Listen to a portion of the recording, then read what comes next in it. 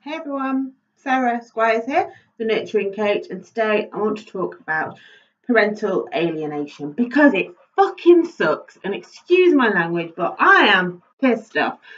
I've spent years as a social worker and recently been speaking to a lot of people who are experiencing narcissistic abuse, and what the weapon of choice for a lot of narcissists who have children is parental alienation.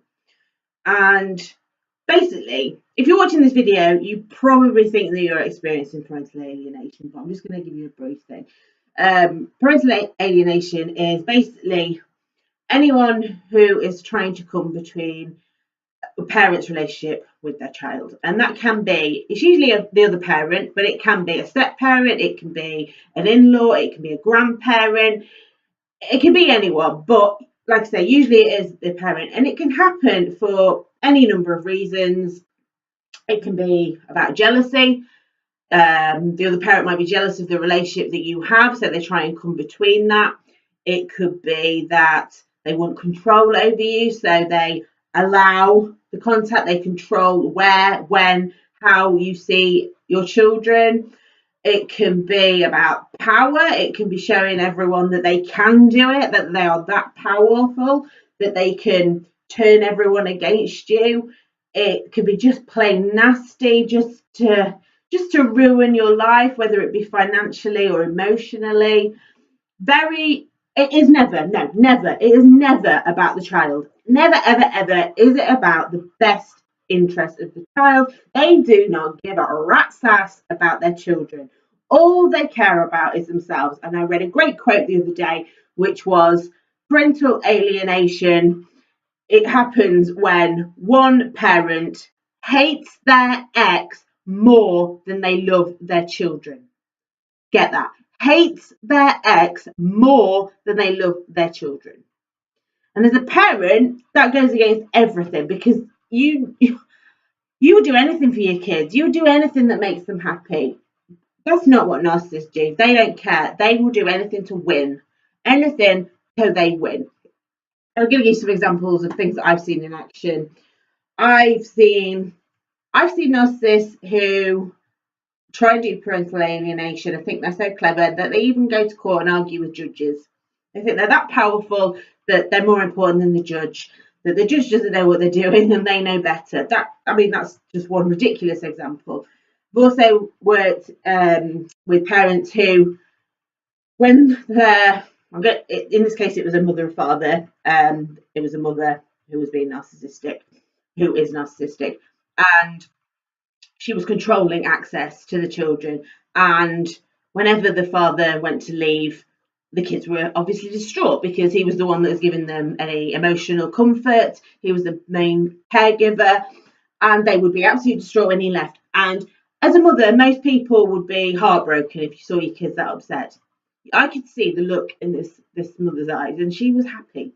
She revelled in the fact that it was causing so much pain. And that is the reality of parental alienation. It is carried out by nasty, vicious people with incredibly low self-esteem who basically want everyone else to suffer, because they're suffering themselves. But this isn't about sympathy at all. I have no sympathy for anyone, because the reality is that children's lives are destroyed in this.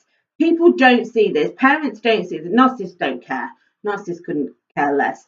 But courts, social workers, which pains me because I was one, and I can say, hold my hands up high and know that we probably assist in the parental alienation cases because we don't ask those questions.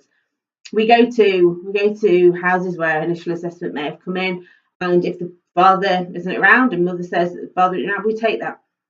We don't question, we don't ask.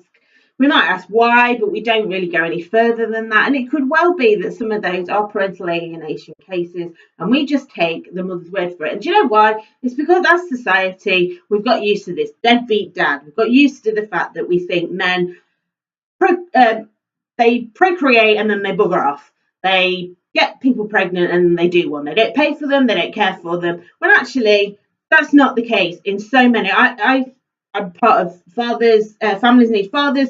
all you see is fathers who are so desperate to be part of their lives that they're going into depression. Male suicides in this country are the highest across Europe, and I genuinely believe that this parental alienation plays a massive part in that, because if you think about it, it's hard enough to leave a relationship, even if it was a very loving relationship and it broke down, and then parental alienation happens. Maybe when you get in a new relationship, the ex is jealous and doesn't want your kids to be part of their life, or whatever the reasons.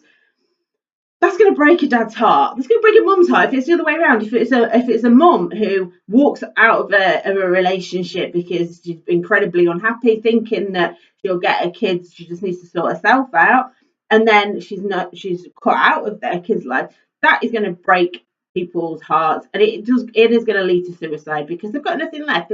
They're trying to go through the legal process, which isn't supportive in any way. It doesn't recognise, even though numerous professionals will tell you they know parental alienation happens, they're not doing anything about it. It's not part of the assessment process. And this is something I'm strongly campaigning for. And this is why I want to work with people, is to find out what is happening. What's happening in the court process, what's happening with social workers, what's happening with support services, where's it going wrong, what needs to be done, and I'll do it. I put training in places. I'm making contact with my local authority, to try and get this training done, so that it is, at least in one area, if we can roll it out, then it is known. But yeah, kids are being ripped out of their parents' lives and irreparably damaged in the process. They suffer from self-esteem, they feel rejected, they don't understand the adult issues. They don't understand why a parent is left, if that's what's being told to them, if that's what the alienating parent is telling them, no, that mummy or daddy doesn't want you anymore. That's still rejection. That's a rejection for that child who thinks it's not good enough, not worthy enough, or whatever the reason. Ultimately it's the child's view of themselves, their internal working model is being formed by all the lies and the manipulation that is happening as part of parental alienation. And that is why I'm trying to campaign. But in the meantime, I want to tell you guys, I want to talk to you. I want to offer you whatever advice, even if it's just a shoulder to cry on, someone who understands it also from a social work perspective, who may be able to give you different tacks maybe that you could try. I want to help you, so do get in touch. This is a genuine, heartfelt offer. It means an awful lot to me. You are helping me in this process as well, because I want to learn as much as I can. I've got my own personal experience, but I want to add to it. I want to know what's going on out there, and I want to make changes, and I need you for that. But I also want to help you, and I want to help you see your kids, and I want to help your kids from going through this horrendous thing. So do get in touch. I'll post the link below. But take care, everyone. Bye bye.